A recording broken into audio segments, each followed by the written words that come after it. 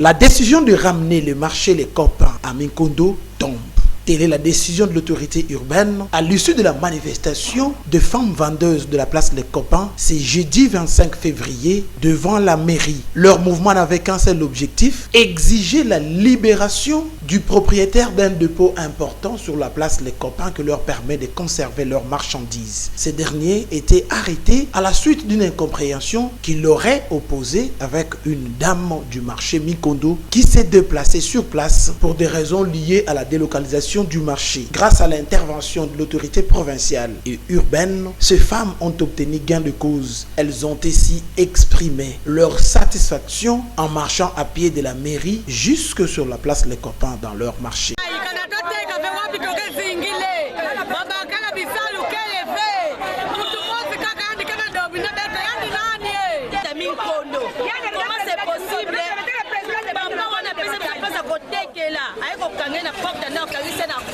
Est-ce qu'il y a ça soda?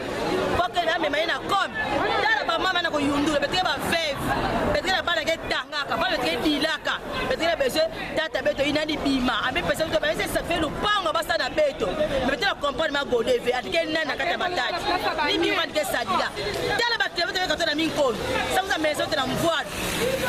en tout cas tata gouverneur ba to président an ba to position mère de la ville il mami fata na Kikongo ba kila beto solse la mama ya igode beto comprendre ya nive misiko bafuma bwala mais beto kumona trangaseri ya mama mos bra elle individu na patron Minkondo amesota nani makaku bode aliko kunwani sabeto finga benjine salite kumeleza ba mama kila kutoka ba mama ba responsable donc finga benjine tala ba manza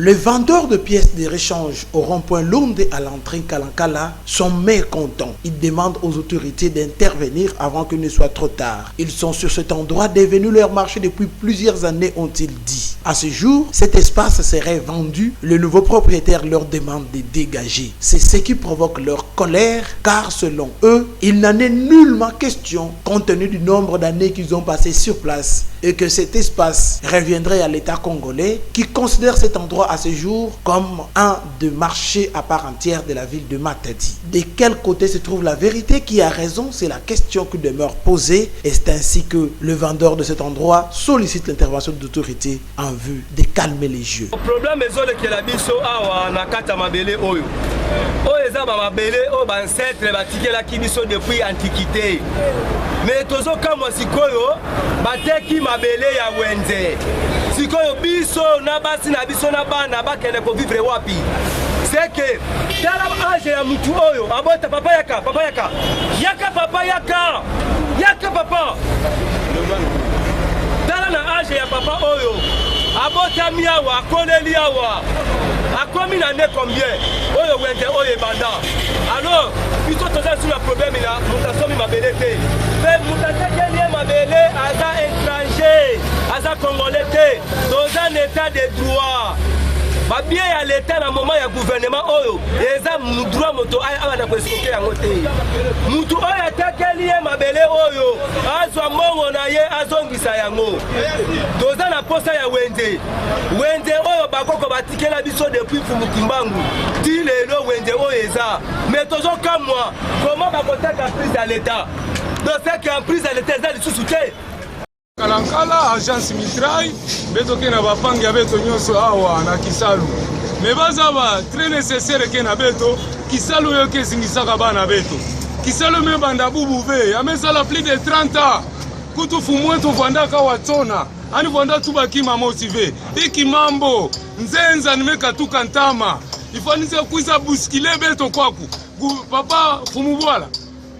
chef de province ya beto aba Congo baka diambo au sere beto ke vingila nge awa na nzila beto me vuanda na ntoto samo beto mona nge fumweto konta mambo e babika beto calme beto ke na ba 7 enfants ba 6 enfants ba nkaka na université buloka ya pamba ina beke zingiraka na inzo kukudi ya mwa loso wa mafuta banini antuka mesenga lemvo tata ina beno bakila ni solution ani bika mambo akalankala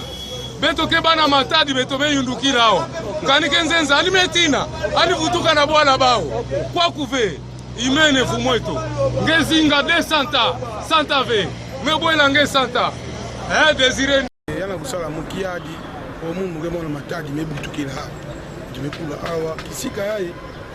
beto ve bandaka atata beto bandantama yavandaka ya kuteka ve ya kutuseve mais beto kama kumbe nono amile beto no église sumbaka u beto katuba awa mita tete nkango nyoso kezingiraka beto katuba ipa beto nako et puis beto babandi ve beto ke pe justement en prise à l'état betuke na prise à l'état betena kati ya lupango na nive ata bamekuzela bagéomètre bamesire ya c'est vrai que betuke na prise à l'état zandu ya ebanda eri na bafuka unzola ngenda kuwa bafuka baka te exemple tena pesa nge zandu aside façon yake bien c'est individuel na sumba mambo ya bafumu abeto batakile wetu yao fumu abeto tete numéro 1 ya province fumu kuluki andika mambo ya bakota na kati ya bisolo ya kana beto na faute batu bila beto kana ba na faute batu bila ba babika vous a déranger beto babika beto kali.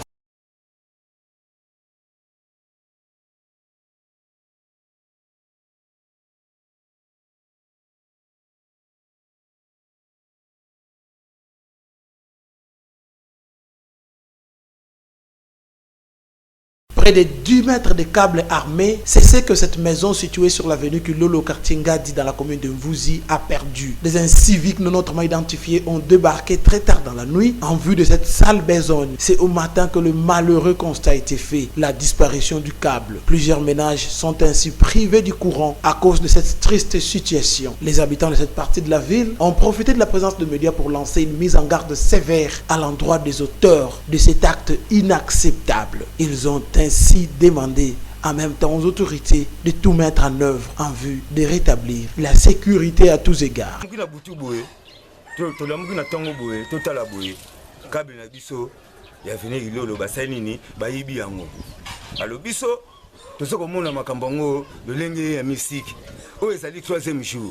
Allô, troisième fois ngo. Allô, câble oyo ako ezana na seaboy. De biso moto ça il a ngo sécurité mais to kamwe batu ba utika quelque part de bité sibata SNL sibata sika ba ndenge nini ba yekaka be kuiba câble. O biso to komona na câble oyo. Ah, on est allié po câble oyo ko ezali banda bo batebele ba tshela ngo miso mais biso to sala sécurité na ngo mais ba ko iba biso câble. O to ko sona câble. Ah, to ko sale o biso to monia pura. Bakuza mansa yiba beto câble ya kura lere ki tombe basa disa beto bakuza bongsi la beto bakuza tula jak ba câble sam beto baka kura